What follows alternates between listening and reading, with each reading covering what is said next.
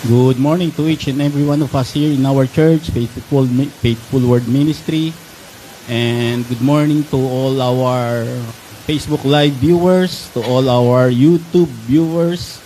Good morning to each and every one of you. We will now start our Sunday morning service with a topic, Transformed Mind, a New Heart. Our Sunday service format, again, sound indoctrination, admonition, edification, and exhortation. Okay, so let's go first to our sound indoctrination. Our sound indoctrination comes from the letter of Apostle Paul to Titus, where our name, the Faithful Word Ministry, came from. In chapter 1, verse 9, holding fast the faithful word as he had been taught, that he may be able by sound doctrine both to exhort and to convince the gainsayer. Again, sound doctrine is a reliable, not corrupted, or misleading teaching of the Word of God. Ito po ay tinatawag na mahusay na aral, magaling na aral, wala pong confusion, hindi po siya nagtuturo na malilito ang mga tagapakinig. Sapagkat ito nga po yung tinatawag ng Apostol Pablo na sound doctrine. Now, papaano po kung ang sound doctrine ay wala sa isang church o hindi siya itinuturo sa isang church? Without sound doctrine, believers lack a firm foundation, and there is nothing left but a false teaching. Wala pong patutunguhan ang isang church kung hindi siya sound doctrine, kundi sa mga maling katuruan. Yun lamang po ang patutunguhan nila. Kapag hindi po sound doctrine ang isang church, false church na po siya. False pastor na po siya. False teaching na po siya. Bakit po maraming mga churches na dumadalo sa mga denominasyon?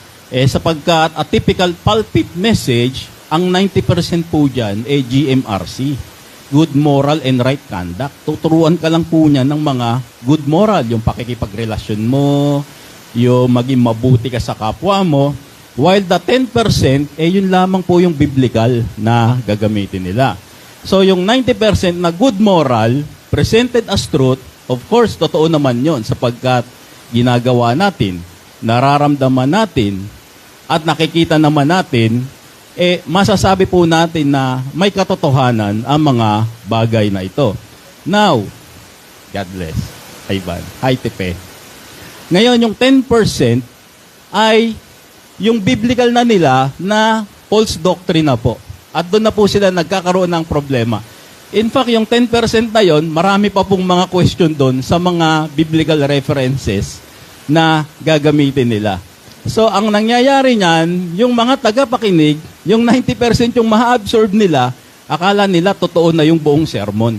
While yung 10%, mali-mali pa paggagamitin na nila yung biblical reference. Number 2, it produces divisions and disorders. Now, yung 90%, good moral siya, wala tayong problema doon. Totoo naman yon. Dapat nga naman natin gawin yon kasi nakikipagkapwa-tao tayo. Nakikipagrelasyon tayo, nakikisama tayo. Pero yung 10% na yon, magkakaiba na po yung view kapag tinanong mo na yung pastor, kapag tinanong mo na yung members, at kung ano yung sinasabi ng banal na kasulatan. And it produces divisions and disorders. Number 3, the unending search for the truth. Kapag wala pong sound doctrine ang church, wala na pong katapusan ang paghahanap nila ng makatotohanang aral. Case example po, yung klasikong example natin, ang sabi sa Santiago, chapter 2, verse 24, yan ninyo makikita na itinuturing na matuwid ang isang tao dahil sa kanyang mga gawa at hindi dahil sa pananampalataya lamang. So malinaw dito na sinasabi ni Santiago, hindi sapat yung pananampalataya. Kinakailangan mo ng mabubuting gawa. Kasi dito ka maituturing na matuwid ng Diyos. Pero sa Galatians 2:8 ang sabi, 2:8 and 9, dahil sa biyaya kayo'y naligtas dahil sa inyong pananampalataya. Wala na pong kasamang mabuting gawa dito. Ito'y kaloob ng Diyos at hindi mula sa inyong sarili. Hindi ito bunga ng inyong mga gawa, kaya't walang may pagmamalaki ang sinuman. Ito po ay klasikong example na hindi po siya mariresolba. Sapagkat in the first place po, iba yung sinasabi ni Santiago, iba yung sinasabi ni Pablo. Ang sinasabi ni Santiago, hindi sapat ang pananampalataya. Kailangan mo ng mabuting gawa upang ikaw ay maging matuwid sa Diyos. Pero sinasabi ni Pablo sa Galatians 2:8-9, hindi kailangan ng mabuting gawa. Sapat na pananampalataya para ikaw ay maging matuwid sa Diyos. At ito po ang laging suliranin ng mga denominasyon. Hindi po sila natatapos ito. Bakit? Sapagkat the unending search for the truth. Hanap sila ng hanap kung paano nila mariresolba ang mga talatang ito, pero hindi naman mariresolba. Why? Because there is the absence of sound doctrine. Number 4, kapag false teaching, kapag wala sa order ang pag-aaral ng banal na kasulatan, kapag hindi nyo na nakikita yung katotohanan, imposible na po mag-transform ang isang tao. Mananatili na lang siya sa kanyang estado. Kaya makikita nyo, sa mga denominasyon, ang bait ni sister dito. Si sister ganyan, ang bait. Pero pagdating doon sa bahay niya, kilabot siya. No? Wala siyang transformation na nagaganap sa kanyang buhay. Kasi sa church pa lang, hindi na siya makapag-transform. Kasi false doctrine yung itinuturo sa kanya. Yung transformation niya, itinuturo lang ng pastor, pinupuwersa lang. So gagawin niya lang yon 1, 2, 3 weeks, tapos balik na uli. Bakit? Kasi walang sound doctrine and therefore, wala siyang transformation. Kasi hindi niya alam kung paano siya magta-transform. While sa sound doctrine, tinuturo yung transformation. And to achieve sound doctrine, we have to study ourselves approved unto God, a workman that need not to be ashamed, rightly dividing the word of truth. At marami pong mga churches ngayon, in fact, hindi sila nag-rightly dividing the word of truth. Why? Kasi hindi nila alam yung fundamentals o yung prinsipyo ng pag-rightly dividing the word of truth. At sa atin, of course, alam natin. Kasi we are rightly dividing the word of truth. Since 2016, I think, nag-rightly dividing the word of truth na tayo. So yung fundamental principles ng Faithful Word Ministry in rightly dividing the word of truth, of course, yung ABC. Letter A, Apostle Paul only, of course, kasama yung gospel ng Apostle Paul. 1 Timothy 2:7, whereunto I am ordained a preacher and an apostle. I speak the truth in Christ and lie not, a teacher of the Gentiles in faith and verity. Ang Apostol Pablo po ang inordained bilang preacher at apostol ng Diyos. Hindi po totoo yung mga ordain na nakikita nyo sa church. Ino-ordain, may mga ganun-ganun pa. Hindi po totoo yan. Ang Apostol Pablo lamang po ang inordain ng Diyos. Letter B, biblical truth. Of course, Romans 5:11 lamang po yung sa atin. Kapag Matthew, Mark, Luke, and John, hindi na po truth sa atin yan. Truth po yan sa mga Israelita. Pero sa atin ay hindi truth yun. Ang truth po sa atin ay yung Romans 5:11. Sabi sa 1 Thessalonians 2:13, for this cause also thank we God without ceasing, because when ye received the word of God which ye heard of us, ye received it not as the word of men. Kapag daw tinanggap natin yung salita ng Diyos mula kay Pablo at kay Silas, during that time, kasama niya, Silas at Timoteo, kapag daw tinanggap natin ang salita ng Diyos mula kay Pablo, hindi raw natin ito tinatanggap, tong salita ng Diyos na to, mula sa tao. But as it is in truth, tinatanggap daw natin ito sa katotohanan at bilang salita ng Diyos. The Word of God, which effectually work also in you that believe. In other words, yung mga salita ng Apostol Pablo, Romans 5:11, kapag tinanggap daw natin, inaral natin, in-apply natin, hindi raw yun mula sa tao. Yun daw ay mula sa katotohanan na mula sa salita ng Diyos. Biblical truth, Romans 2:11. See, Christ as head of the body. Of course, alam na natin lahat ito. Now we are the body of Christ, 1 Corinthians 12:17, and members in particular. And letter D, dispensation of grace, Ephesians chapter 3, 1-2. For this cause I, Paul, the prisoner of Jesus Christ, for you Gentiles, if you heard the dispensation of the grace of God na ibinigay sa akin, na ibinibigay ko naman sa inyo. So we are dispensation of grace sapagkat ito po ay ibinigay na sa atin ng Apostol Pablo na siya naman nating inaaral at tinatalakay every Sunday. And that would be our sound indoctrination. Let us all stand in the presence of our Lord for our opening prayer before we welcome our musical praise team for our opening songs.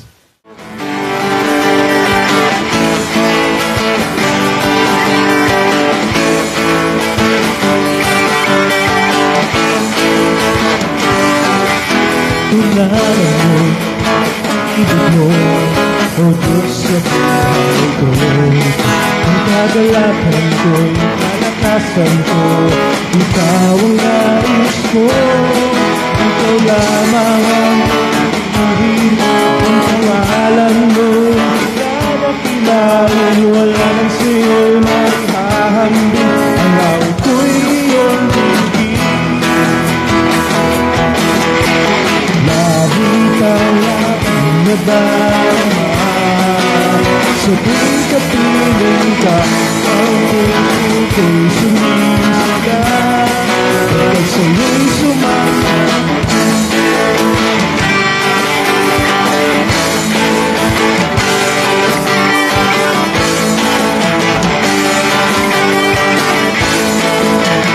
Minsan pa, ang kailangan ko'y ang pag-ibig mo, o Diyos sa buhay ko.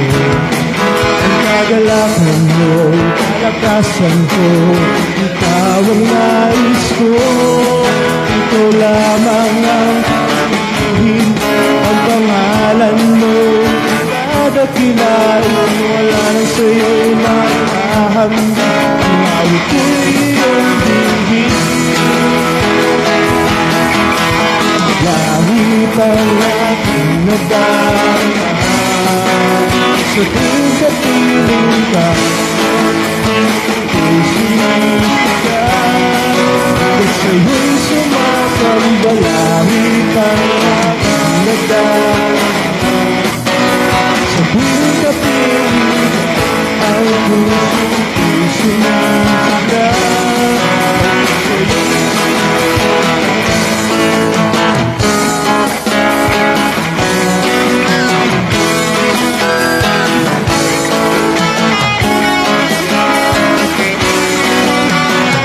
ikaw lamang ang pangalan mo. Nagkilain, wala lang sa'yo'y mahal.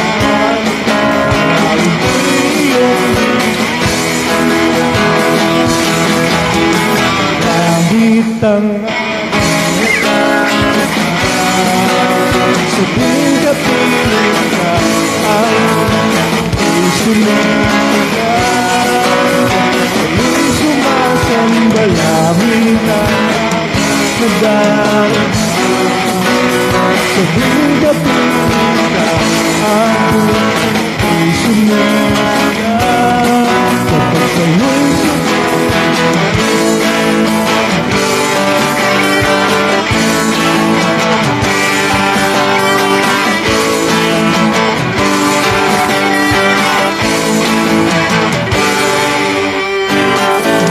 Palakpan po namin ang Panginoon. Hallelujah. Pili po nating awitan ng Panginoon ngayong umaga.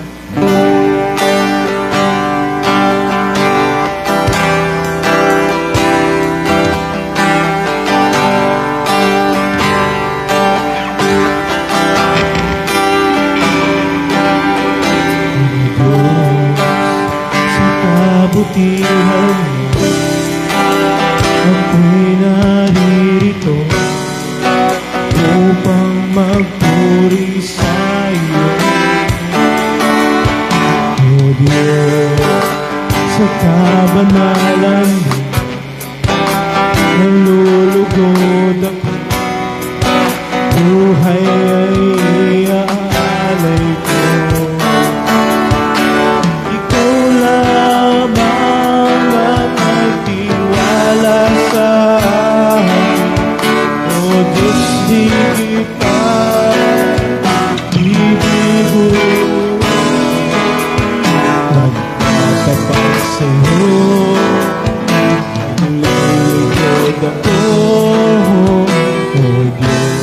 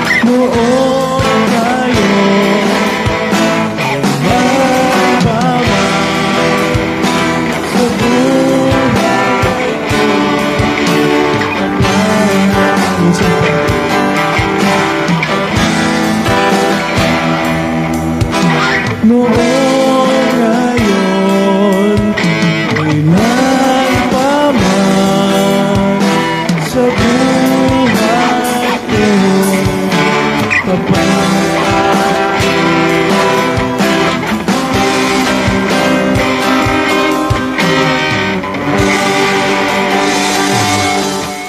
let's go to our admonition. And we all know that our admonition is about Apostle Paul's warnings to the body of Christ. At number 1 na nga po dito yung deceptive appearances, anti-Paul indoctrination, works underneath faith, self-serving motives, and self-made doctrines. So number 1, deceptive appearances. Nandito na po yung tinatawag nilang the look of righteousness. Outward appearances. The look of righteousness. Dalawa lang po yan eh. Number 1, yung look of righteousness nila ay yung nakakaawa silang tingnan. Yung mga sira-sirang barong, gula-gulanit na mga suot nila. Tapos ganyan-ganyan sila maglakad. Yan, no? Parang righteous na righteous ang dating nila. No? Kaya ganyan ang mga number 1 na modus operandi ng mga pastor. And number 2, of course, napakagarbo naman. Coat and tie, nakabarong na mamahalin, yan po. Para naman, look of righteousness nga naman sila. Dalawa lang po yan. Number 2, tongue of righteousness. Meron niyang mga, politely speaking, they speaks eloquently, magalang, opo, ganun nga po, siya nga po, palaging ganyan ng mga sinasabi niyan. At lagi yang may stock ng mga politeness sa pananalita. Number 3, 1.3, yung tinatawag na biblical knowledge. Panay ang quote niyan sa Biblia. Naku po, alam niyo po, Jeremiah 29:11, for I know I have the plans for you, declares the Lord. Yung mga ganon. Kapag may sakit ka naman, upo, gagamit na naman ng mga Jehovah Jireh, Jehovah ganon yan, no? Laging ganyan yung mga yan. Kunyari, meron silang biblical knowledge, pero yung mga biblical knowledge naman nila, out of context naman. Hindi naman para sa mga Gentiles. And then, yung sinasabi naman nilang Christian terminologies. Laging kada salita, amen po. Opo, praise God po. Laging ganyan yung mga yan. Yung mga terminolohiyang nakakapag-uplift. No? Yan yung mga tinatawag nating the look of righteousness. Of course, nakasama na po natin itong mga ito. And later on, nakilala po natin yung mga tunay na kulay ng mga ito later on. Number 2, of course, yung tinatawag na anti-Paul indoctrination. Of course, wala kang maririnig sa kanila na ang Apostol Pablo po ay kinomisyon ng Panginoong sa Kristo upang mangaral sa mga hintil. Walang ganyan yan. Walang ganyang maririnig sa mga denominasyon na napuntahan natin for 20, 30 years. Wala po yung sasabihin, ang Apostol Pablo po ay binigyan ng autoridad ng Diyos upang maging minister ng mga hentil. Sa kanya po ibinigay yung stewardship ng gospel of grace, yung dispensation of grace. Wala po tayong maririnig na ganyan. At yung 1 Corinthians 15:1-4 po, hindi nyo pa po narinig yon sa inyong mga churches nung nasa denominational pa kayo. 1 Corinthians 15:1-4, dito lang mang po maririnig yan sa Faithful Word Ministry at sa mga nagra-rightly dividing the word of truth. Ang lagi nyo pong maririnig dyan sa mga pastor na yan ay yung mga problema sa politika, kung papaano kaya yaman, tapos magbubuklat ng mga aklat sa Proverbs, sa Psalms, personality development, na kahit na hindi mo ituro dito, malalaman din naman sa school yan at sa mga pinagtatrabahuhan nating mga places. So yan po yung tinatawag nating anti-Paul indoctrination. Hindi nyo po maririnig yung mga yan sa churches, kundi John 3:16, 1 John 1:9, John 1, mga ganun lang po na mga katuruan. No? Ang sabi sa Galatians 1:11-12, but I certify you, brethren, that the gospel which was preached of me is not after man. For I neither received it from man, neither was I taught it, but the revelation of Jesus Christ. Hindi niyo po maririnig sa mga churches niyo yan na ang turo ng Apostol Pablo ay hindi galing sa mga tao, hindi itinuro ng tao, kung hindi ito ay revelasyon sa kanya ng Panginoong Jesucristo. Never pa po narinig ito sa kahit anong denomination. Mapa, Baptist, Evangelical, Presbyterian, Methodist, kahit saan po, wala pong maririnig na ganito. Number 3, works underneath faith. Ito po yung tinatawag naman natin na they teach grace, pero meron silang mga rules. Kailangan, kapatid, lagi ka nga attend dito. Pag hindi, naku, madidisiplin ka kasi ganyan ang mga natin. May mga ganun po sila. Kailangan, kapatid, sa loob ng isang buwan, kabisado mo na yung the book of Psalms. 150 chapters pa. Hindi man lang Pilimon, isang chapter lang. Number 2, they teach faith, pero may kasamang performance. Kailangan, kapatid, nasa ministry ka. Kailangan, ganito ka, nagpapakahain ka ng mga ganon. Cell group ka dapat, every ganitong araw, kapag absent ka, naku, kapatid, baka hindi ka talaga ligtas. Ganyan ang mga sasabihin yan. Next, they teach freedom, but with bondage. Naku, tayo, kailangan sagot natin yung SSS ni Pastor. Kailangan si Pastor, wala kasing asawa yan, walang pamilya yan tayo na sumagot nung St. Peter niya, yung mga ganyan. No? Yung mga burdens, sa atin, yung mga burdens. They teach liberty, but with legalism. May mga regulations sila sa mga churches nila. Marami. Instead na believe in the death, burial, and resurrection of Jesus Christ, hindi. Nagiging confess your sins. Kailangan magpabaptize ka. Kailangan, dadalo ka sa mga seminaries nila. Maraming ganon. No? So ito po yung tinatawag nating works underneath faith. Nagpapakilala silang grace lang kami.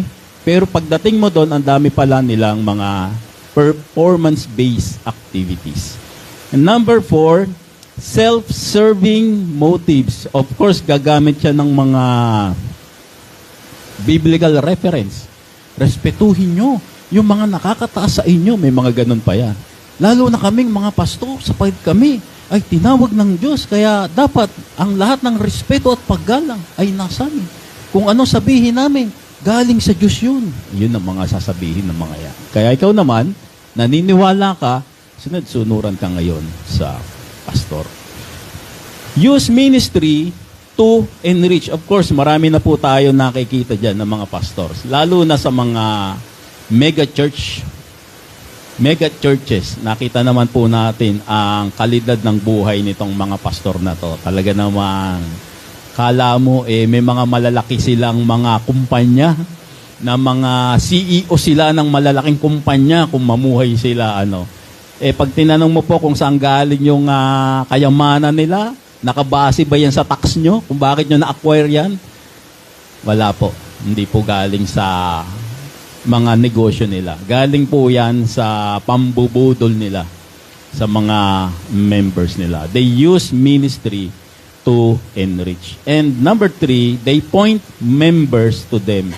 Nakapunto po ang mga miyembro nila sa kanila. Hindi nila pinopoint out yung membro nila na sa Panginoong Hesus tayo. Sa grace tayo. Sa turo tayo ng Apostol Pablo. Sa doktrina tayo ng Romans 2:5. Hindi po. Nakapunto po sa kanila kung ano sabihin ko. Yun ang masusunod.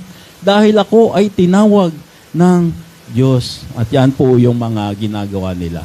Kailangan respetuhin nyo ko. Igalang nyo ko. Sapagat ako ay tinalaga ng Diyos dito sa Faithful Word Ministry na ito. Ganyan ang mga sinasabi ng maraming pastor. At sa kalungkutang sitwasyon naman po, maraming mga members ang mga naniniwala sa kanila. Kung kaya, marami ngayon, kay pastor lang sila naniniwala. Kung ano lang yung sabihin ni pastor, yun lang ang paniniwalaan nila. Kahit makatotohanan na yung sinasabi ng Biblia, kahit wala na sa Biblia, unbiblical na yung sinasabi ng pastor nila, kay pastor pa rin sila naniniwala.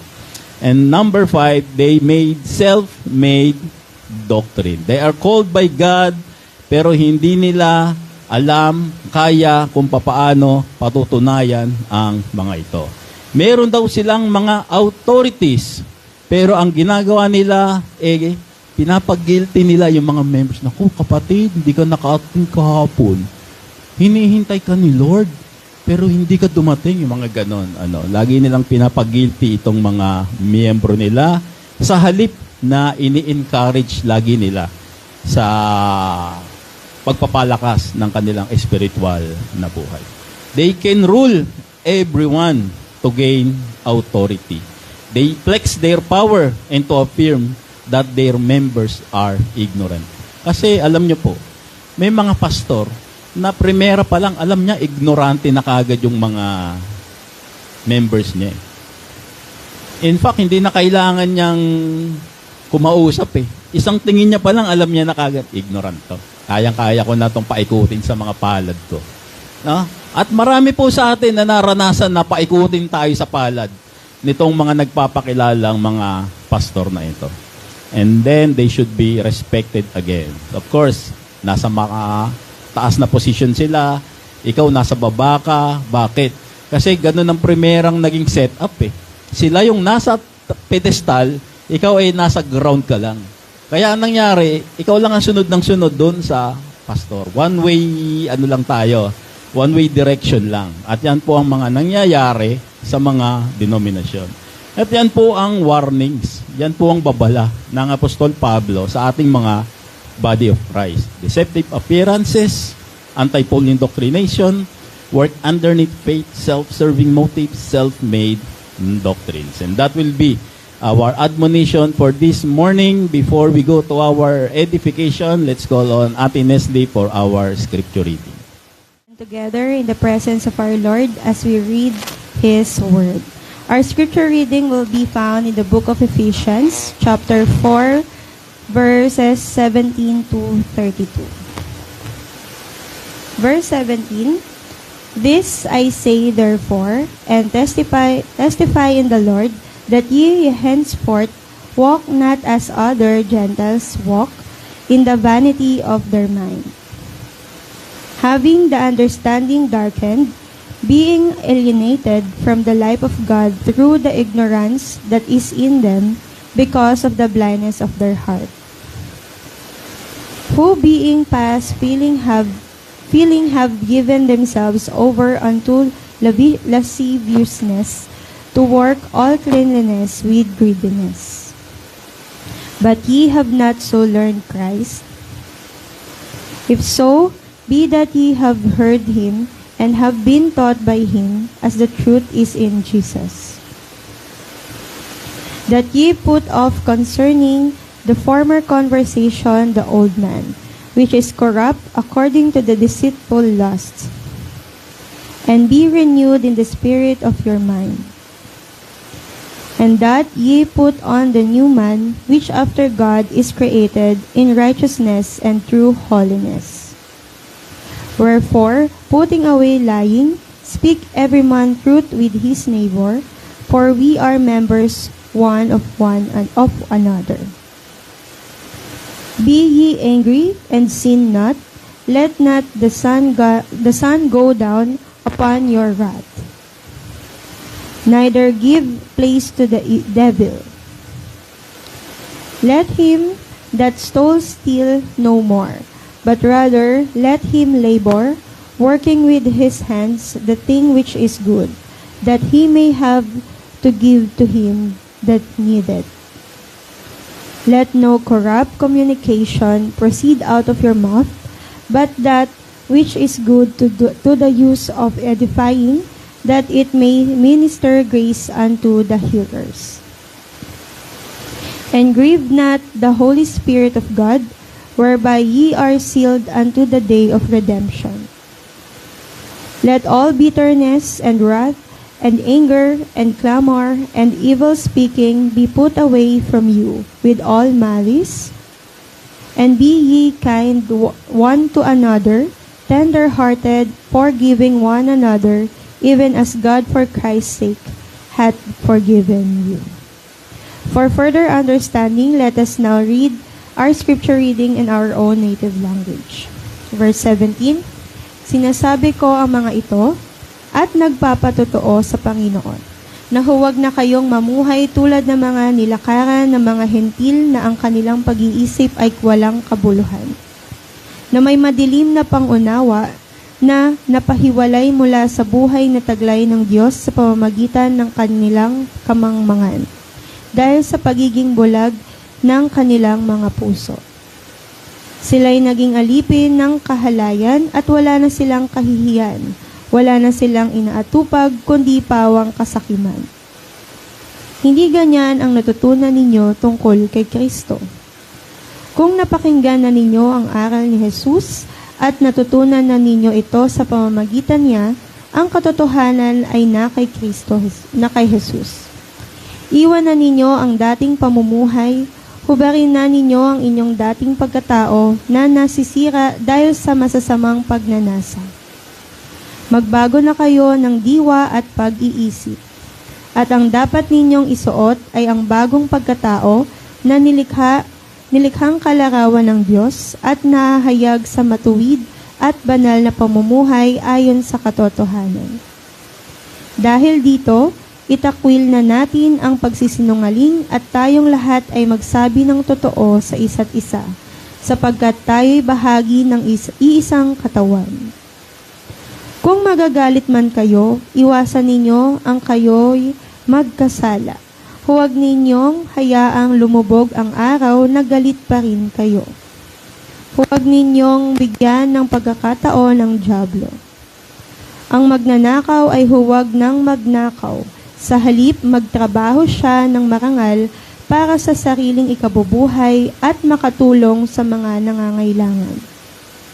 Huwag kayong gumamit ng masasamang salita, kundi iyong makapagpapalakas at angkop sa pagkakataon upang makapagdulot ng mabuti sa mga nakakarinig.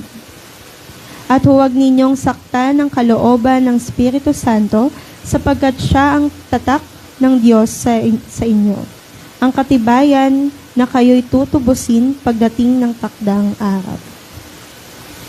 Alisin na ninyo ang lahat ng sama ng loob, poot at galit. Huwag na kayong mambubulyaw, manlalait at mananakit ng damdamin ng kapwa. Sa halip, maging mabait kayo at maawain, magpatawad kayo sa isa't isa tulad ng pagpapatawad sa inyo ng Diyos dahil kay Kristo. Pagpalain ng Diyos ang pagkakabasa ng kanyang mga salita, maaari na tayong maupo sa presensya ng Diyos. Maraming salamat, Ate Neslie, sa pagkakabasa ng salita ng Diyos. Our topic again, transformed minds, a new heart. Okay, so, Apostle Paul speaks to now body of Christ. Ito pong sinasabi ng Apostol Pablo ay patungkol sa pagbabago ng isang body of Christ. Hindi po pagbabago ng isang tao. Hindi po pagbabago ng isang taong hindi pa nakakakilala sa Diyos. Sapagkat personally, alam ko po yung isang taong na-transform mula sa biyaya ng Panginoon Kristo at yung mga taong nagsasabi na na-transform din sila mula sa sanlibutan din. Alam ko po yung pagkakaiba personally. And later on, kapag dumating tayo sa, hindi natin nakalimutan, dumating tayo sa question and answer, pwede ko pong masagot yan in a practical way. Ito pong transformasyon na tinutukoy natin ng Apostol Pablo, hindi po yung mga taong, ay nag-altar call ako, nag-receive na ako ng personal Savior kay Jesus Christ, at sabi ng pastor nga namin, mula ngayon, gagawa ka na ng mabuti. Hindi po ganon. Hindi po ganon yung binasa ng Ate Neslie, at hindi po ito yung sinasabi ng Apostol Pablo. Our study this morning is about transformation that comes from the gospel preached by the Apostle Paul. Ang transformasyong sinasabi po ng Apostol Pablo rito ay hindi yung galing sa church, hindi galing kay pastor, hindi galing dun sa binili natin ng mga manual, sa galing tayo sa mga seminar, may ibinentang manual na worth 500. Itong gagawin mo, Monday, ganito. Hindi po ganon. Ano po? Ang transformation po dito ay yung tinatawag doon sa sinulat ng Apostol Pablo sa Titus chapter 2, 11 to 12, for the grace of God that brings salvation that appeared to all men, teaching us that denying ungodliness and worldly lusts, we should live soberly, righteously, and godly in this present world. So ito po yung transformasyon na sinasabi ng Apostol Pablo. Hindi po galing sa kahit saang churches, denominasyon, pastor, kundi ito po ay galing sa grace of God na nagkaloob sa atin ng kaligtasan. Ito po yung sinasabi dito. So, umpisahan po natin Ephesians chapter 4, verse 17. Ang sinasabi ko nga mga ito at nagpapatotoo sa Panginoon na huwag na kayong mamuhay tulad ng mga nilakaran ng mga hintil na ang kanilang pag-iisip ay walang kabuluhan. So, Paul here talks about the nature of the Gentiles who do not have law and live in transgression. Hindi po ito yung sinasabi na hintil na tayo. Ang sinasabi po ng Apostol Pablo rito, noon kasi, mayroong dalawang klaseng tao. Yung Hudyo, yung Israelita, at yung hintil. Yung Israelita, maayos silang mamuhay. May morality sila. Bakit? Sapagkat mayroon silang tinatawag na kautusan. At ang buhay nila ay lumalakad doon sa frame, doon sa loob ng kautusan. Bawal ganito, bawal ganito. Kaya hindi nila ginagawa yon. Kaya kapag Israelita ka, during that time, may morality ka sa buhay mo. Bakit? Kasi may kautusan na nananalatay sa'yo na mula sa Diyos. Whereas, sa kabilang banda naman, yung mga hintil naman during that time, wala silang kautusan. So, hindi nila alam na bawal palang magnakaw, bawal palang gumawa ng masama, bawal palang mangalo niya. Kasi wala naman silang kautusan. Ito ang sinasabi ng Apostol Pablo na huwag kayong tutulad doon sa mga naunang mga hintil. Kasi wala silang kautusan. Tayo ay body of Christ na kahit hintil tayo ay righteous sa mata ng Diyos, pero dapat nagko-complement yung righteousness natin sa kinikilos natin na hindi kagaya noong mga naunang hintil. Yung sinasabi ng Apostol Pablo. Hindi po ito yung sinasabi na righteous ako ngayon eh. Bakit? Kasi nag-altar call ako. Kaya hindi na ako kagaya ng mga kapitbahay ko ng mga ganyan. Hindi po ganon. Hindi po ganon ang sinasabi dito sa inaaral natin. Na may madilim na pangunawa na napahiwalay mula sa buhay na taglay ng Diyos sa pamamagitan ng kanilang kamangmangan dahil sa pagiging bulag ng kanilang mga puso. So, dalawang klase. Tingnan mo yung mga wala talagang Kristo na mga kakilala nyo, talagang makikita mo yung pamumuhay nila. Talagang every Sunday, umaga pa lang, nakalatag na yung mga red horse, nag-uumpisa na. May sounds na sila. Ganun na naging Sunday format nila. Samantalang tayo rito, every Sunday, manonood tayo ng live stream or manonood tayo ng live, mananambahan tayo. Samantalang sa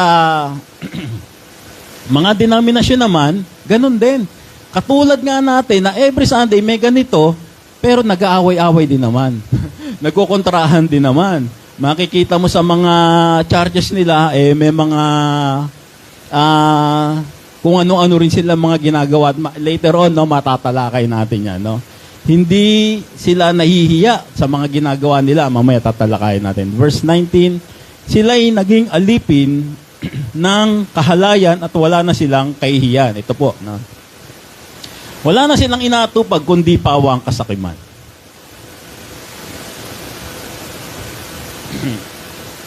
Now, I will go to denominational because I'm a former denominational member.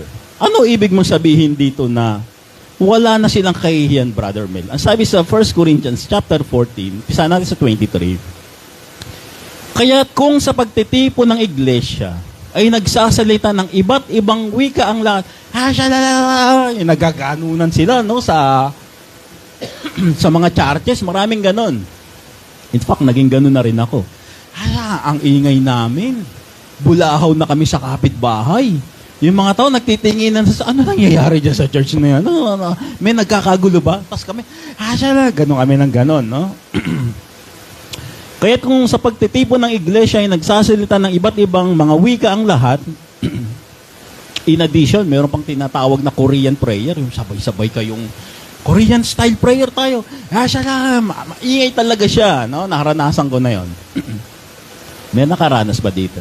Korean style prayer, no? Yun, lahat naranasan. Lahat naranasan ni Brother Mel, no?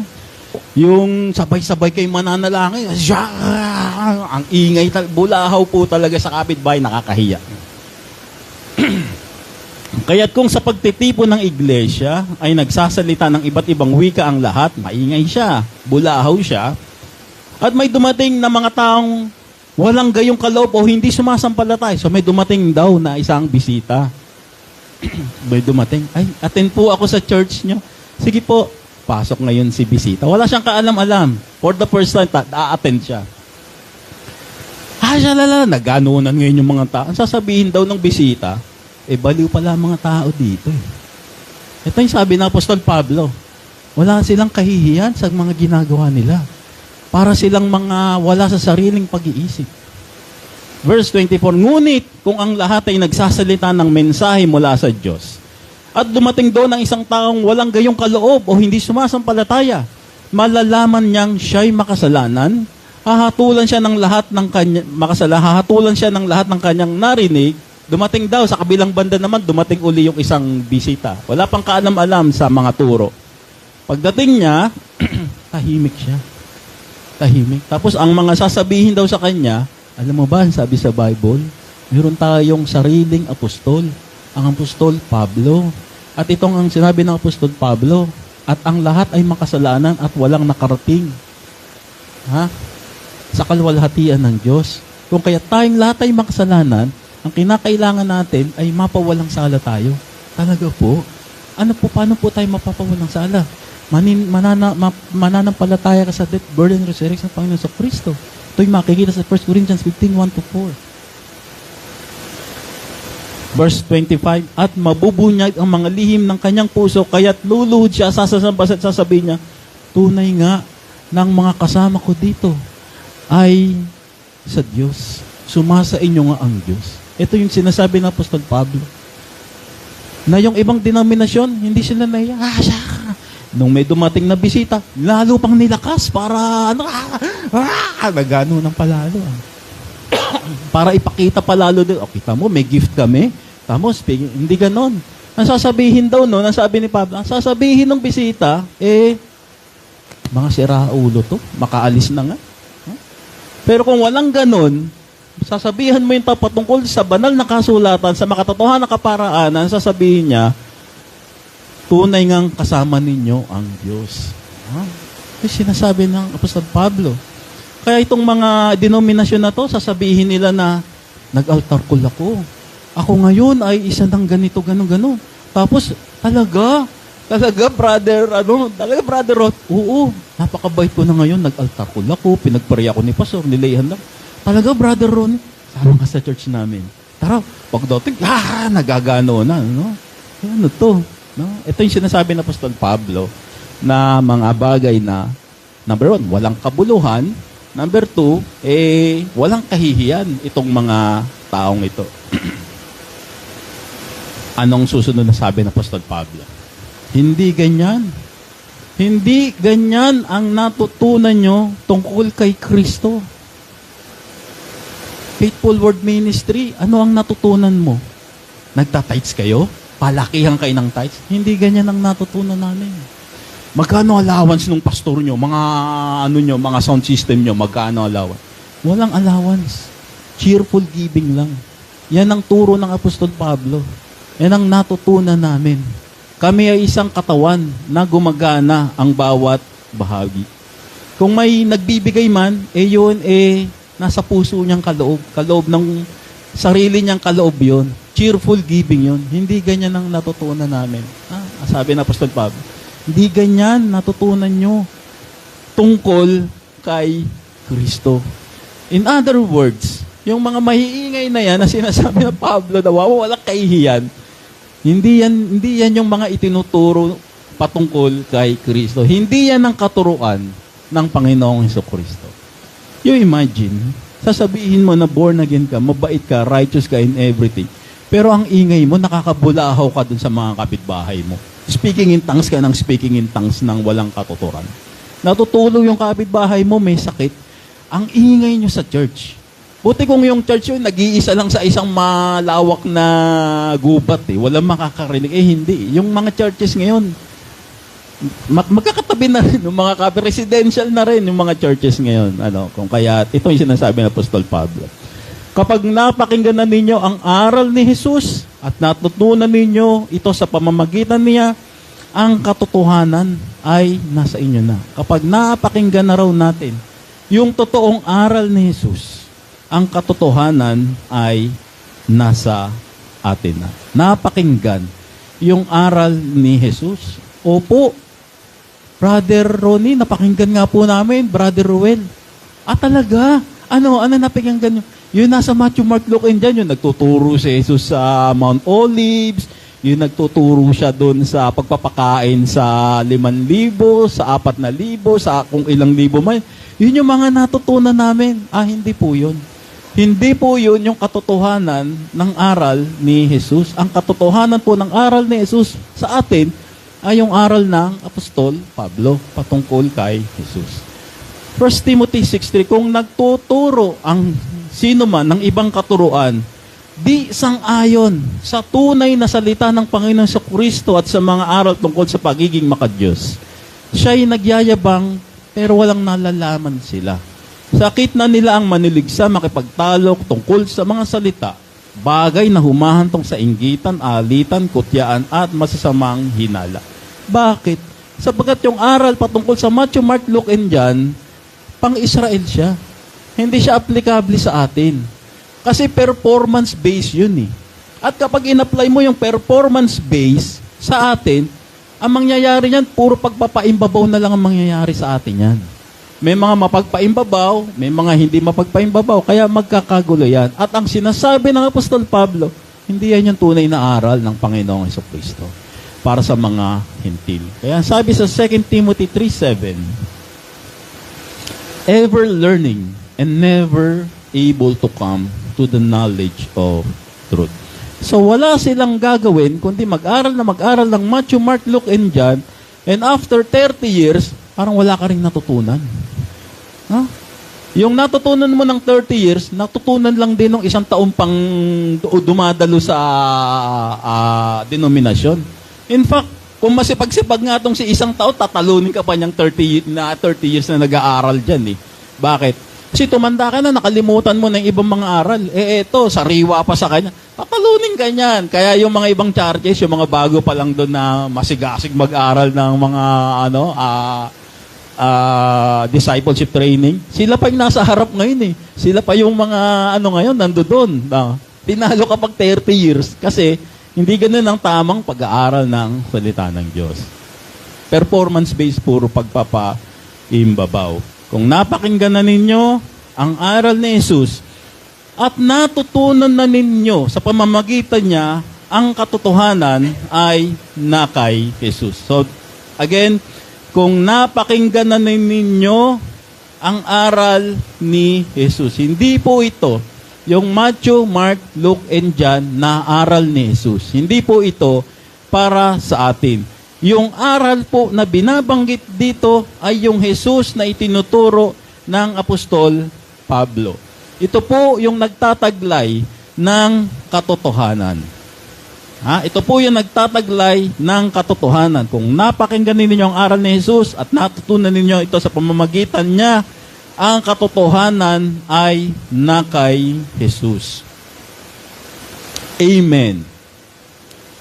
3 years ago, ako po ay kinausap ni Shirley Balbarona at ni Edwin Gregorio ng Balot Christian Church. Sabi nila sa akin, pinapaalis na namin kayo.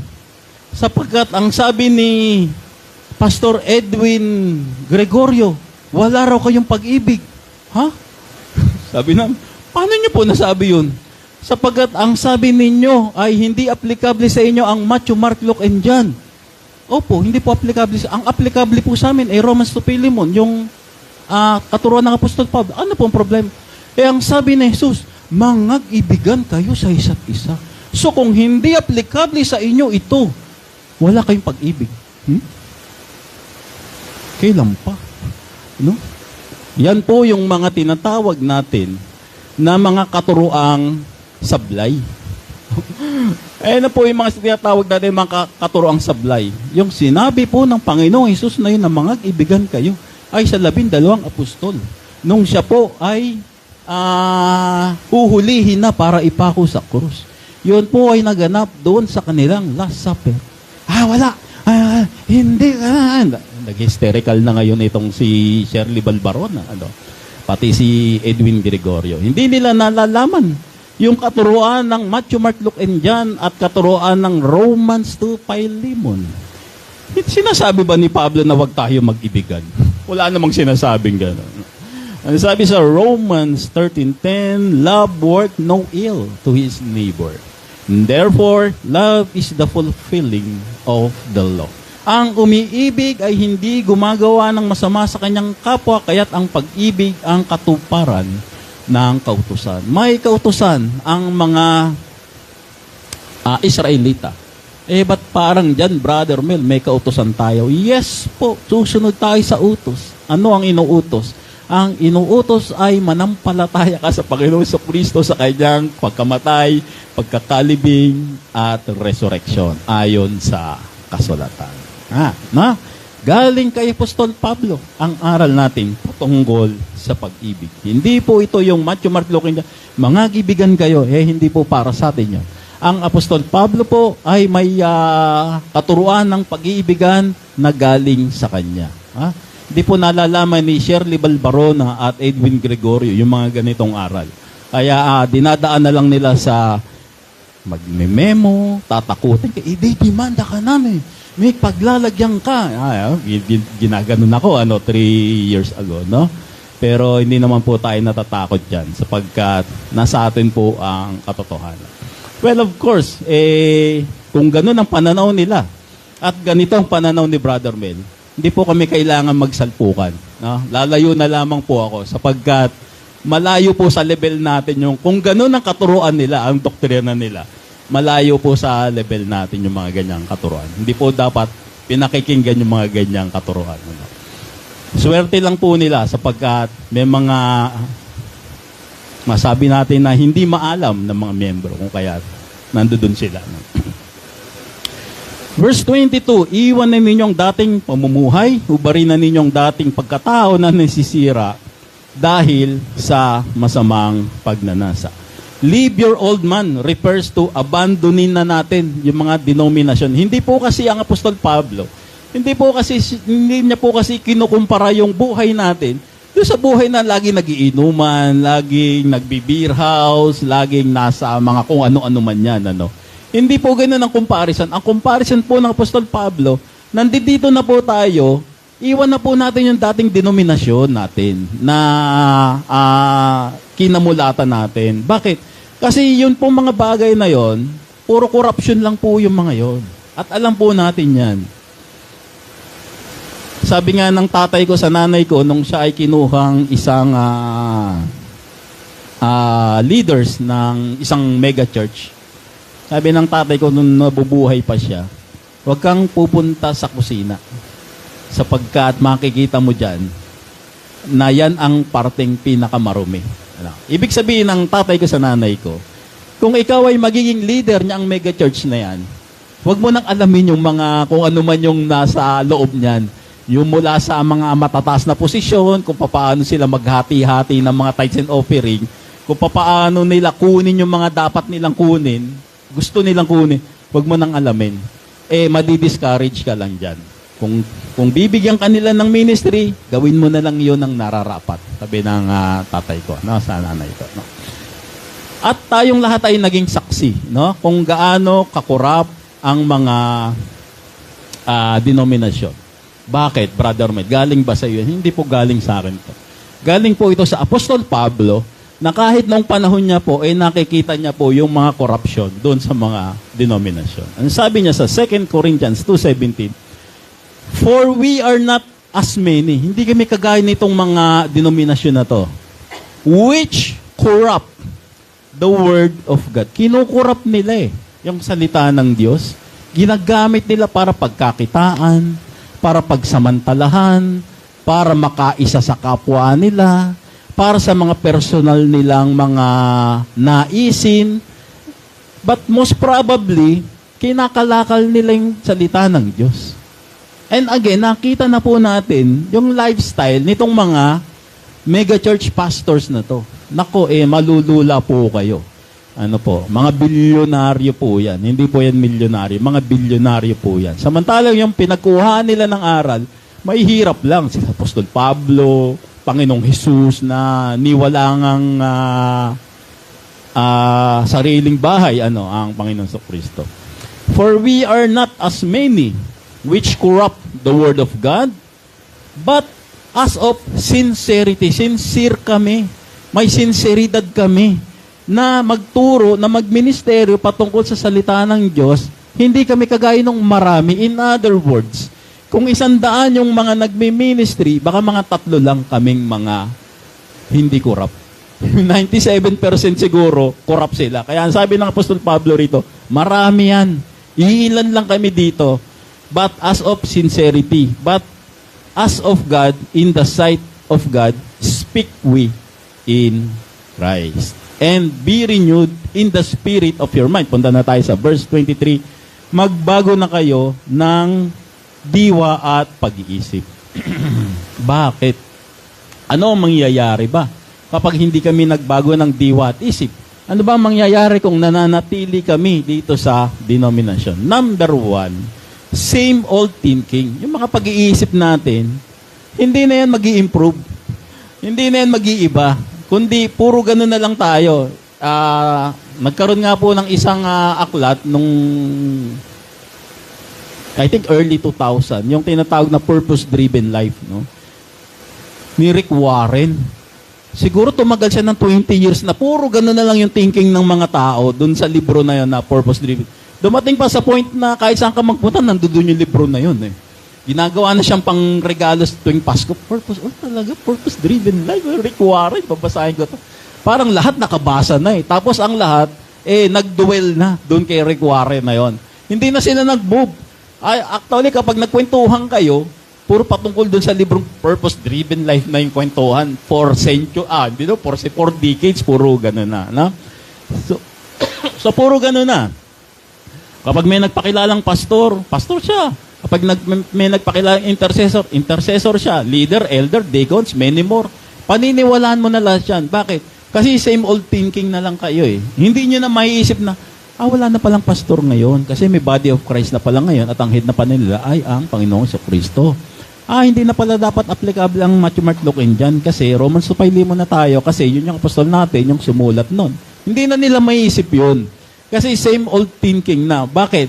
Wala na silang pagkakataon to renew their mind. And then, same old pattern. Altar call, accept Jesus personal Lord and Savior, Matthew, Mark, Luke, dyan ang pag-aaralan natin, discipleship training, leadership, revival, confession, puro gano'n na lang. Doon na lang iikot yung buhay ng isang denominational na miyembro. For centuries, puro gano'n na lang. Mabubuhay siya, ipapanganak siya, lalaki siya, tatanda siya. Hanggang sa mamatay siya, puro gano'n na lang siya. Tapos yung susunod na henerasyon na uli, puro gano'n. No spiritual maturity. Bakit? Kasi puro depende na lang sa pakiramdam yung ano mo yung spiritual maturity mo Sabi ko nga lagi, kung sa Balot Christian Church, ang pagkakapunta sa langit yung pakiramdam mo, feelings mo.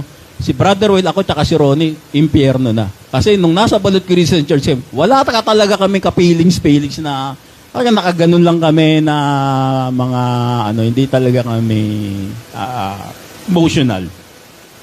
And ang nagiging spiritual maturity ng mga denominasyon, yung emotional ka. Pagdating mo sa pulpito, no? Tawagan po natin si ganito, kapatid. Ito na si kapatid. No, ganun ka. Malaguto. malalim ang buhay spiritual. Kasi emotional siya. Hindi po ganon, no? Renew your mind. And then, strong resistance with desire to change. Malakas yung resistance nila kapag may bagong aral. Alam nyo ba? Meron pala tayong apostol, si Apostol Pablo. Hindi. Naku, hindi tinuturo dito sa church yan. 200 million years na tong church na to, walang itinuturong ganyan. Kaya kami, Matthew, Mark, Luke, and John lang. Yung mga ninuno namin, mga elders, dito na naglingkod. Kami namang mga anak niya, mga apo niya, dito na rin kami sa church na to. No? Wala na. No?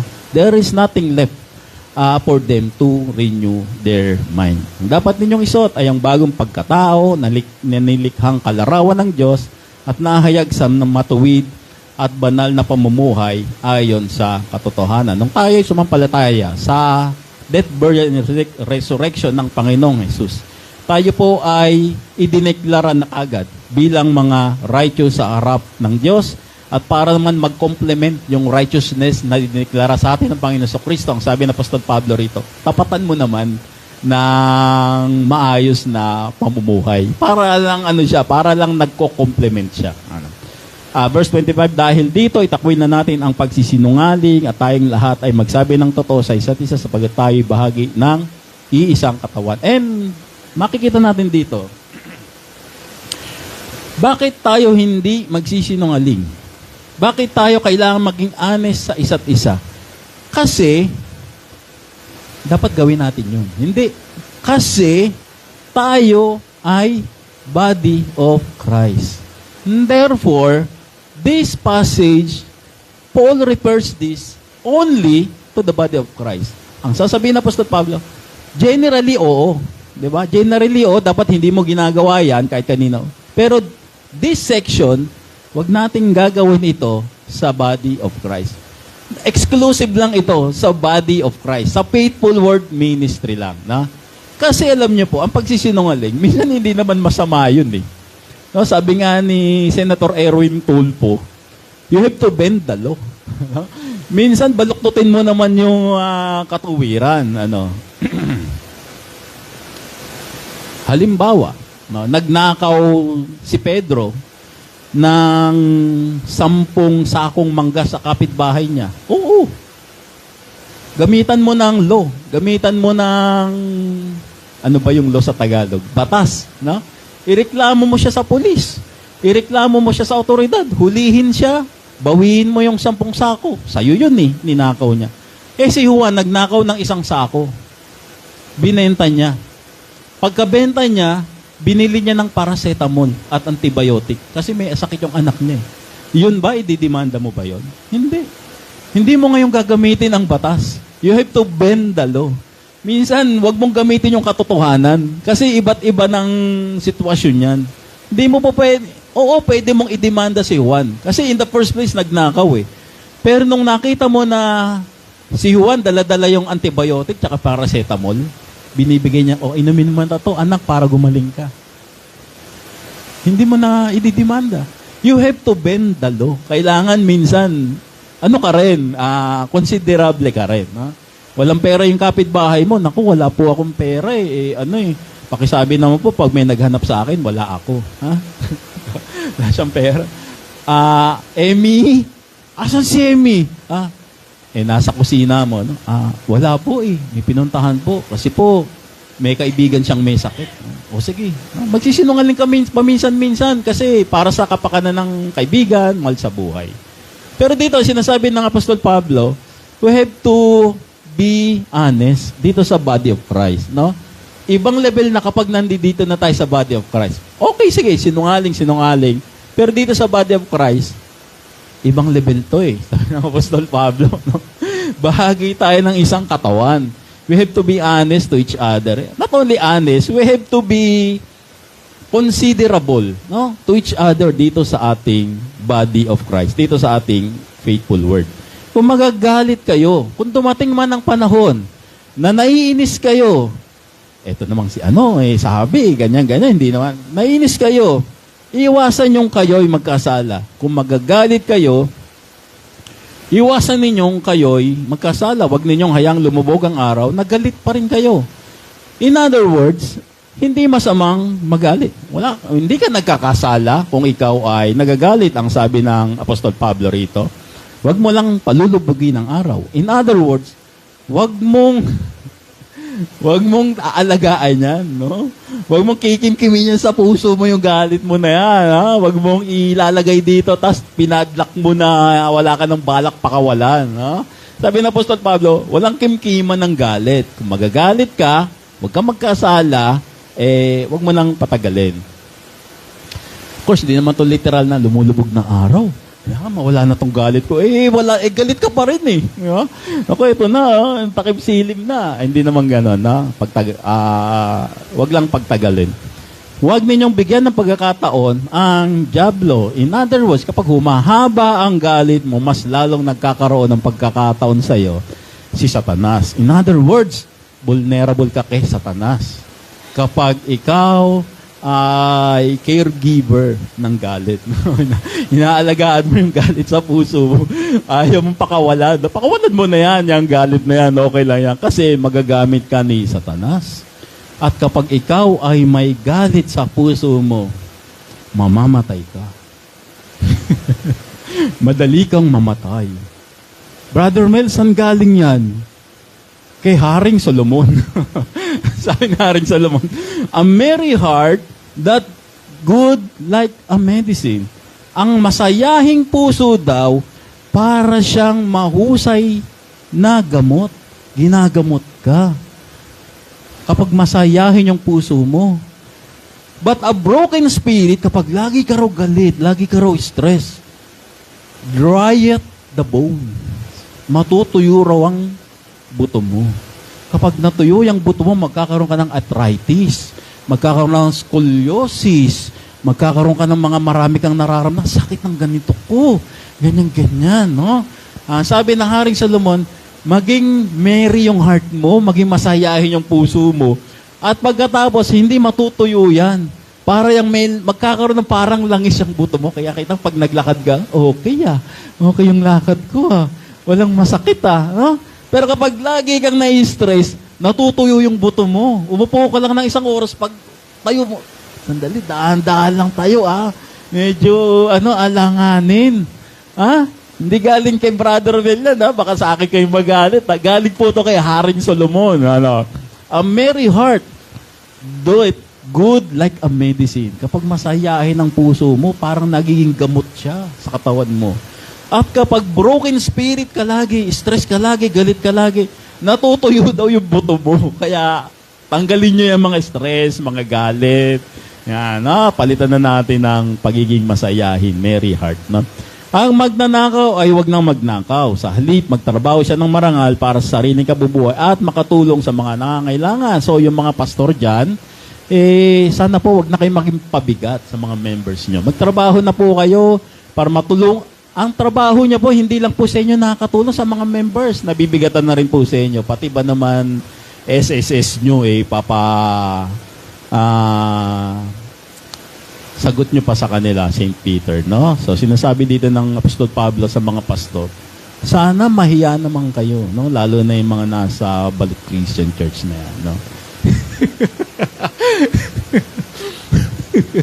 Verse 29, huwag kayong gumamit ng masamang salita, kundi yung makapagpapalakas at angkop sa pagkakataon upang makapagdulot ng mabuti sa mga nakakarinig. Ang sabi naman sa Proverbs 12:18, there is that speaketh like the piercing of a sword, but the tongue of the wise is health. Maganda raw sa katawan yung magsasalita ka ng mga encouraging words, no? Health. So kung may sakit ka, nakakapagpagaling siya ng sakit, nakakapagpalakas siya. Yung mga magandang mga pananalita, yung mga encouraging na mga pananalita. Tapos yung mga matatalas naman daw magsalita, nakakasugat naman daw ng damdamin, nakaka-stress siya, nakakalungkot siya. At ang sabi naman, yung mga magagandang pananalita, ang mga sakit ng loob mo daw dyan ay gagaling. Healing siya. Gamot siya sa mga sakit, lalo na sa mga may mga mental disorders. may mga problema sa mga emotion, may sakit sa emotion. Yung mga magagandang pananalita ay gagaling daw sila sa mga ganyan. Kaya sa mga, may mga anak po na medyo autistic, lagi niyo po silang kakausapin. Lagi niyo po silang i-encourage. Ako po ay may kaibigan na autistic yung anak niya. Ang ginagastos niya po ay sa isang linggo ay 15,000 para sa therapy. So pag kinumpit niya sa isang 60,000 para lang sa therapy. At ang sabi lang sa kanya nung doktor, kakausapin niyo sila lagi. Wag puro gadget, wag puro tablet. Sapagkat yung communication na yan, lalo na yung mga mabubuting pananalita, nagdudulot yan ng magandang epekto sa kanilang pagkatao. Verse 30, at huwag ninyong saktan ang kalooban ng Espiritu Santo, sapagkat siyang tatak ng Diyos sa inyo, ang katibayan na kayo'y tutubusin pagdating ng araw. In other words, bilang body of Christ, pag ikaw ay nakakagawa ng kasalanan, sinasadya mo man o hindi, lagi mong iisipin na hindi lang ikaw ang nasasaktan. Of course, pag nasa kasalanan ka, nakagawa ka ng kasalanan, masaya siya, oo, sa labas, pero sa kaibuturan ng loob mo, ayaw mo eh. Alam mong hindi mo dapat gawin ito. At in addition, may nasasaktan pa palang iba. May nasasaktan ka pa palang hindi mo alam. At yun ay yung Holy Spirit na nananahan sa iyo. Sapagkat buhat nung ikaw ay sumampalataya sa Panginoon Kristo sa kanyang death, burial, and resurrection, ang Holy Spirit ay sumaati na. At ang sabi pa rito, siya nga yung katibayan mo eh. Siya nga yung katibayan mo pagdating ng takdang araw na ikaw ay may biyaya, na ikaw ay may blessed hope. Lahat ng iyong hinaharap, magkakaroon ka ng glorified body, magkakaroon ka ng resurrection, magkakaroon ka ng salvation. Ang katibayan lahat niyan si Holy Spirit, sabi ng Apostol Pablo. Kaya wag mo siyang sasaktan. Masasaktan siya. At paano natin hindi siya masasaktan? Iiwasan daw po natin yung mga masasamang bagay, yung mga natalakay natin itong mga naunang verses. Alasin na ninyo ang lahat ng sama ng loob, puot at galit. Huwag na kayong mambubulyaw, manlalait at mananakit ng damdamin ng kapwa. Of course, in our Faithful Word Ministry, wala pong puwang itong mga pangbubulyaw, ito pong mga panlalait, pananakit ng damdamin.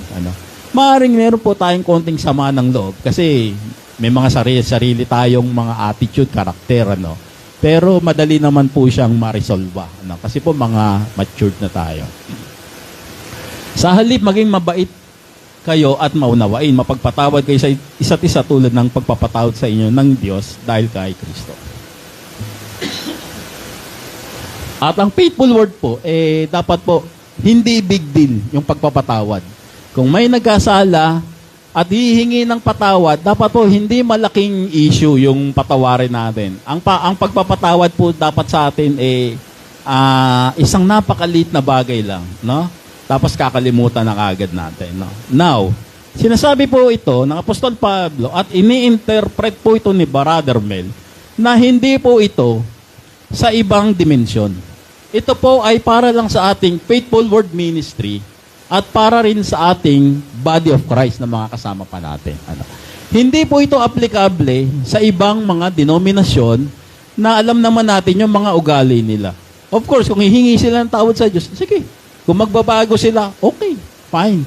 Pero, policy speaking, dito sa mga Faithful Word Ministry members and dun sa mga kasamahan din natin na Body of Christ. In fact, ang sinasabi ng Apostol Pablo, dito sa mga matatawag na natin na mga, sorry for the word, mga walang hiyang mga denominasyon na to, eto, sa Romans 16:17. Mga kapatid, nakikiusap ako sa inyo. Mag-ingat kayo sa mga pasimuno ng mga pagkakakampi-kampi. Hindi na rito ngayon pasok yung sinasabi ng Apostol Pablo na mag-ibigan kayo, patawarin na ninyo, magsalitaan kayo ng mga magagandang salita. Labas na po yun. This is another message na po na Apostol Pablo patungkol dun sa mga yun nga, yung mga salbahing mga denominasyon na yan, no? Mag-ingat daw tayo kasi yung mga yan, kampi-kampi ang mga yan.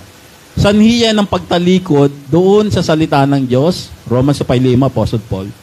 At kasi sinasalungat nila yung aral natin, yung Faithful Word Ministry na aral, yung dispensation of grace, yung ABC, Apostle Paul, Biblical Truth, Christ as the head of the body, dispensation of grace. Sasalungatan nila yon.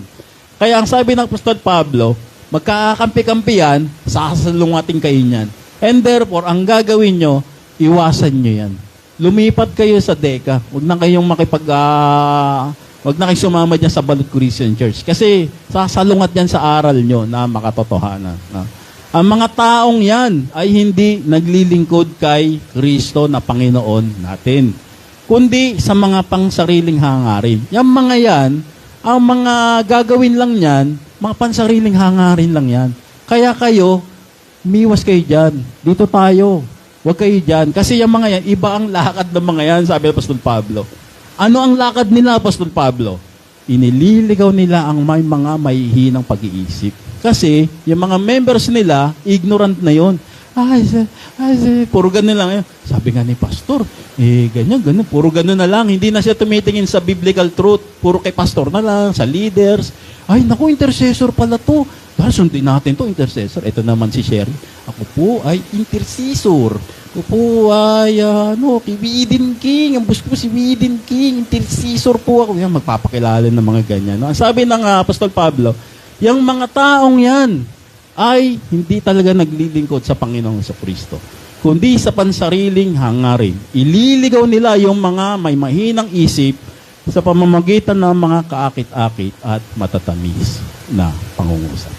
Apostle Paul's warning. Iba po dito sa tinalakay natin sa Ephesians. So, key takeaways, a gospel fully change your belief. A gospel fully change your belief. Yung magandang balita, yung ebanghelyo na nagbago ng iyong pananaw, sana siya na rin yung magbago ng iyong karakter.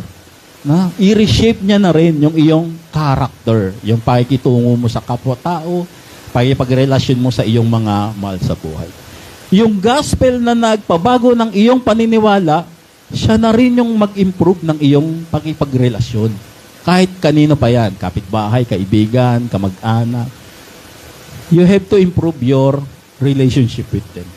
Yung gospel na nagpabago ng iyong pananaw, ay siya na rin dapat yung magpabago ng iyong mga kinasanayan na hindi maganda. Kung may mga habits ka na mga sa tingin mo hindi ka natutuwa, hindi natutuwa ang Diyos, pabayaan mong yung gospel na rin ang mag-correct sa iyo. Sapagkat tayo po ay patungo sa ating daily transformation. Bilang mga nakatanggap ng biyaya ng Panginoon sa Kristo sa pamamagitan ng kanyang death, burial, and resurrection. At kung tayo ay sumampalataya sa death, burial, and resurrection ng Panginoong Kristo, ang ating buhay ay walang ibang patutunguhan kundi sa transformation lang. Magtatransform at magtatransform lang siya. Wala siyang ibang daan. Isasara na lahat yung mga kalye na yan. Isa lang ang dadaanan mo buhat nung ikaw ay sumampalataya sa death, burial, and resurrection ng Panginoon sa Kristo, at ito ay ang pagbabago mo sa araw-araw. Ha? Amen? Okay. Pagpalain tayo ng Panginoon at magandang umaga sa inyong lahat.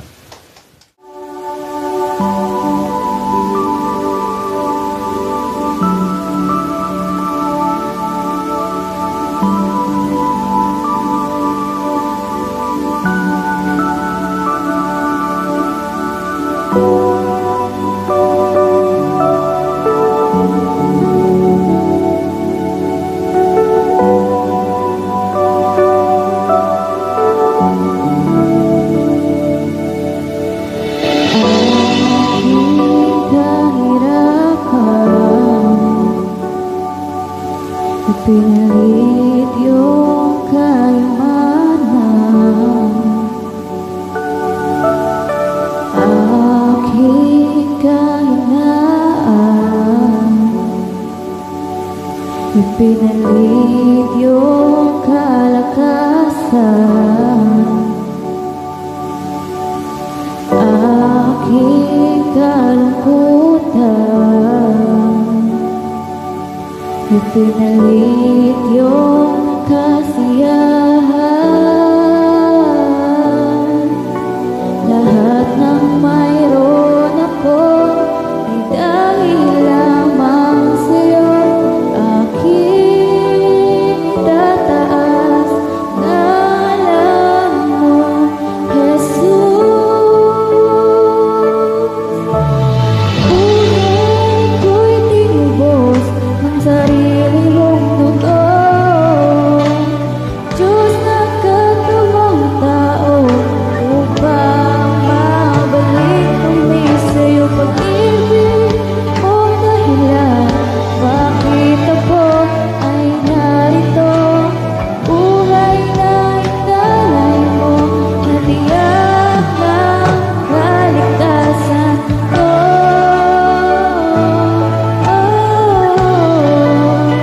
Kaligtasan ko.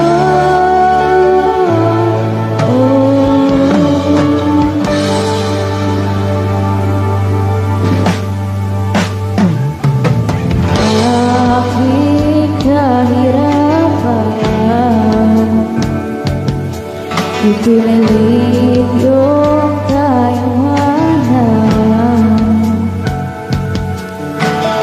Aking kahinaan, ipinalit yung kalakasan. Aking kalungkutan, ipinalit yung kasiyahan, lahat ng mayroon ako ay dahil lamang sa'yo. Aking itataas ngalan mo, Jesus.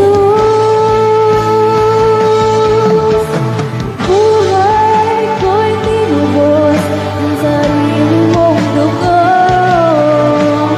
Diyos na katawang tao, upang mabalik kami sa'yo. Pag-ibig mong dahilan, bakit ako ay narito?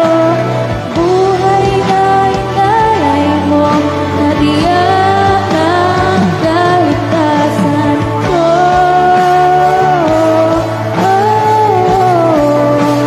Kaligtasan ko.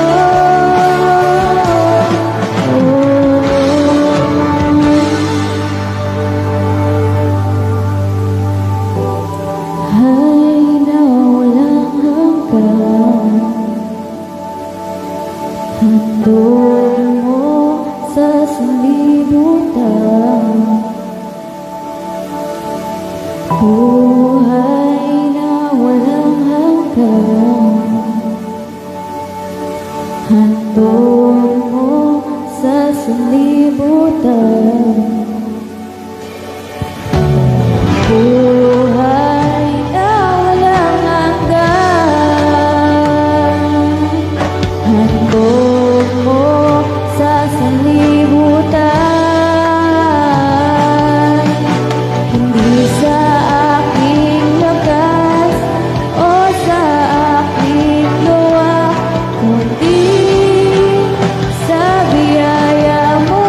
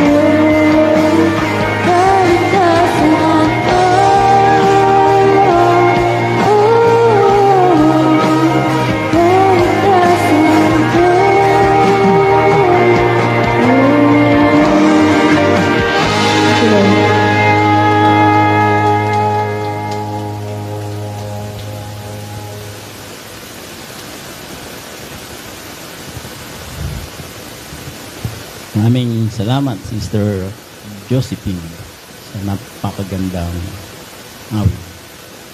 Kaligtasan ko. Okay.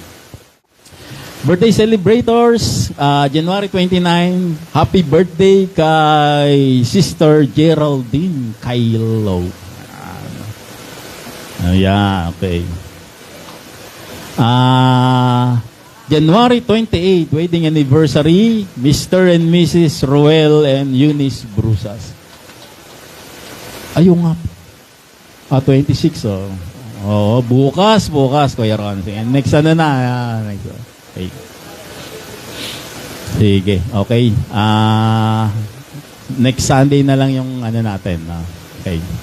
So, okay na tayo, no? Happy anniversary, Kuya Ruel, Ate Eunice, and happy birthday to Sister Geraldine, and advance happy birthday to Kuya Ronnie. Okay. Ha? Tawagan natin si Kuya Ronnie. The birthday boy para sa ating closing. Inisin po natin ang ating mga kamay sa pagpalakpak. Diyos na makapangyarihan, Haring kataas-taasan, sa aking puso ay nananahan. Pagpapalamot, pagsama ay laging nararanasan, kailan may hindi mag-isa. Minsan pa, Diyos na makapangyarihan, Haring kataas-taasan, sa aking puso ay nananahan. Pagpapalamot, pagsama ay laging nararanasan, kailan may hindi mag-isa. Ang pangako ng Diyos, pangako mo sa akin, hindi ako iiwan. Sa bawat sandali ay laging sasamahan. Banal na Espiritong hatid ay kalakasan, upang lahat ng bagay ay mapagtagumpayan. Diyos na makapangyarihan, Haring kataas-taasan, sa aking puso ay nananahan. Pagpapalamot, pagsama ay laging nararanasan, kailan may hindi mag-isa. Ang pangako ng Diyos, pangako mo sa akin, hindi ako iiwan. Sa bawat sandali ay laging sasamahan. Banal na Espiritong hatid ay kalakasan, upang lahat ng bagay ay mapagtagumpayan. Diyos na makapalamot, pagsama ay laging nararanasan, kailan may hindi mag-isa. Minsan pa ang pangako ng Diyos, pangako mo sa akin, hindi ako iiwan. Sa bawat sandali ay laging sasamahan.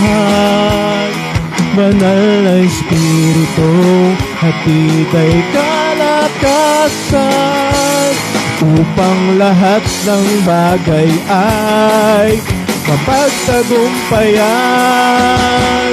Diyos na makapangyarihan, Haring kataas-taasan, sa aking puso ay mananahan. Pagpapalamot, pagsama ay laging nararanasan, kailan may hindi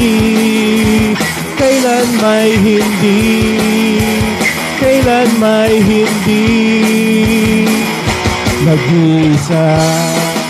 Amen.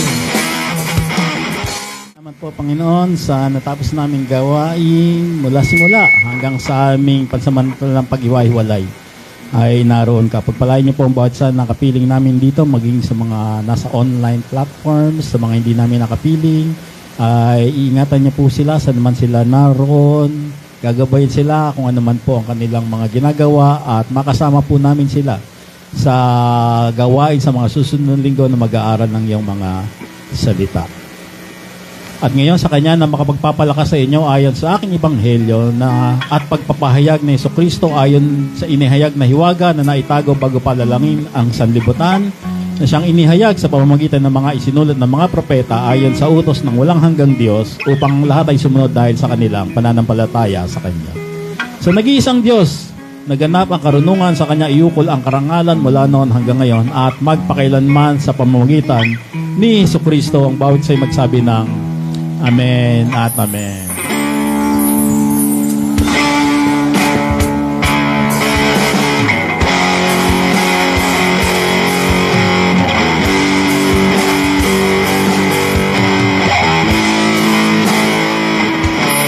Sumainyong biyaya at kapayapaan mula sa ating Panginoon Jesucristo. Magandang tanghali po sa inyong lahat.